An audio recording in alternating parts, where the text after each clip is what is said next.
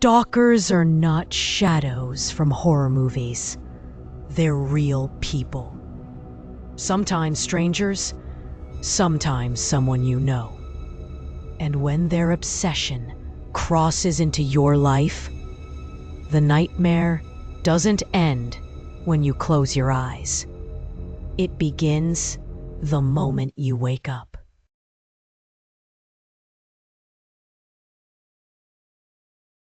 Hannah was in college when the calls began. At first, just silence on the other end.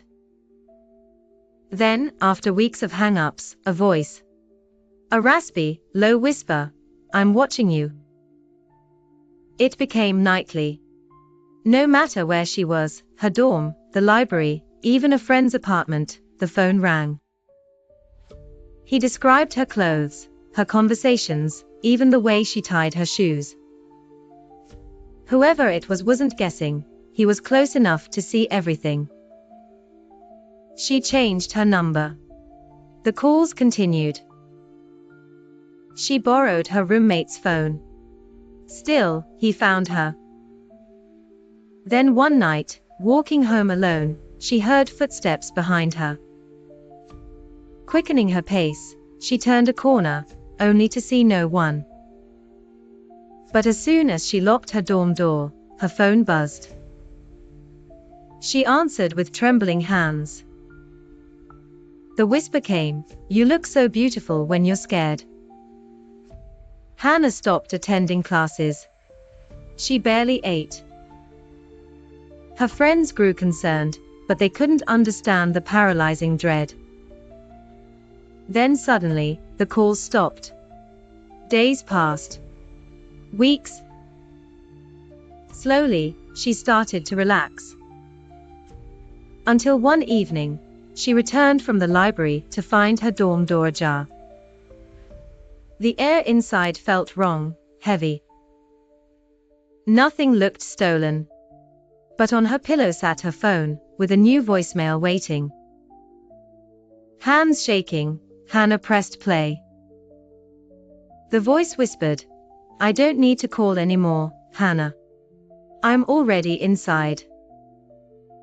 When police searched her dorm, they found a hidden camera taped inside her closet, its tiny red light still blinking. The man had been watching every second, recording her most private moments. And in the footage they recovered, the last clip wasn't of Hannah sleeping. It was of her opening the door that very night, filmed from inside her own room.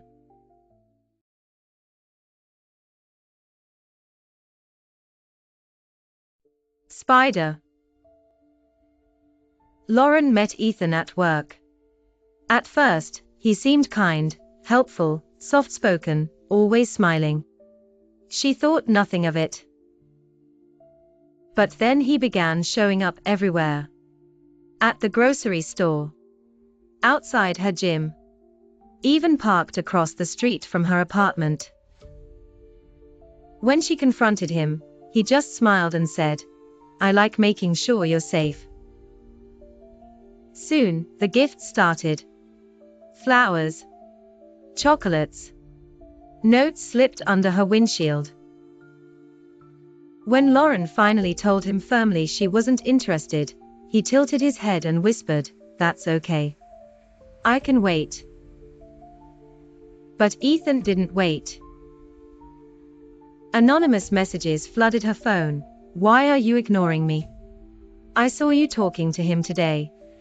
You belong to me, Lauren. You always have." Then came the night she found her apartment door unlocked. Nothing was missing. But on her nightstand sat a framed photo of her and Ethan at a company party. He had broken in just to place it there. Terrified, Lauren filed a restraining order. It only fueled him. More notes appeared. More messages.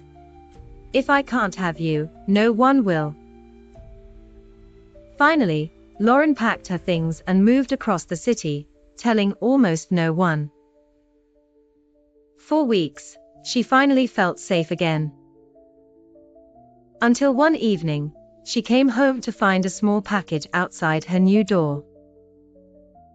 Inside was a single photograph, Lauren, taken the night before, as she unlocked her new apartment. On the back were 2 words, "Found you." When police arrested Ethan months later, they uncovered his storage unit.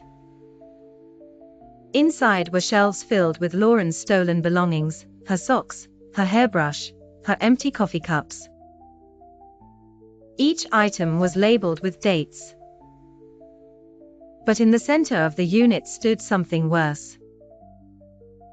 A mannequin, dressed in Lauren's stolen clothes, with her lipstick smeared across its face. And clutched in its plastic hands was a kitchen knife. The label pinned to its chest read, "Lauren, forever mine."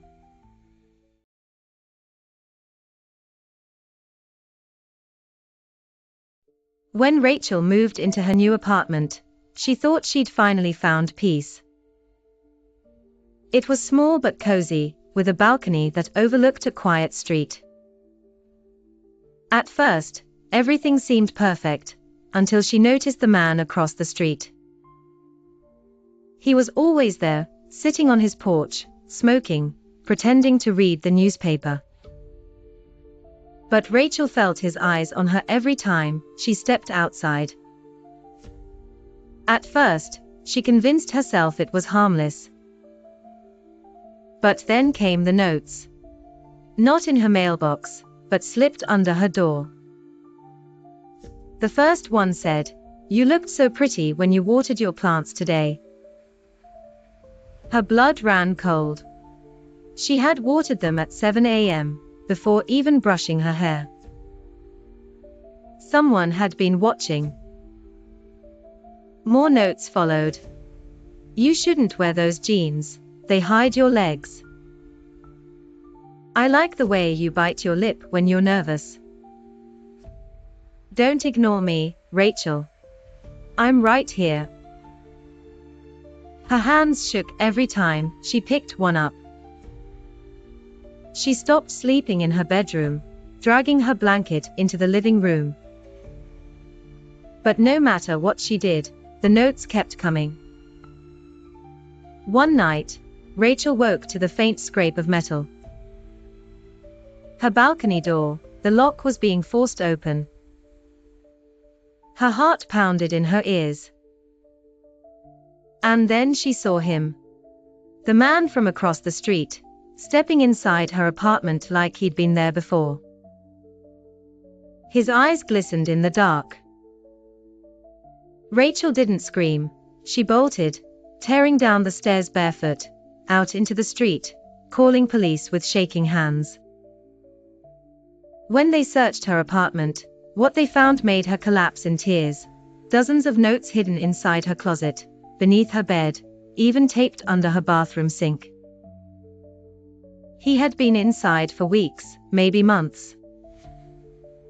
But the worst part wasn't in her apartment. It was in his. Inside his bedroom, detectives found hundreds of photos of Rachel. Some were taken from across the street.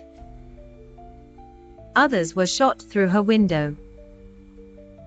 And one, placed neatly in a frame on his nightstand, was of her sleeping.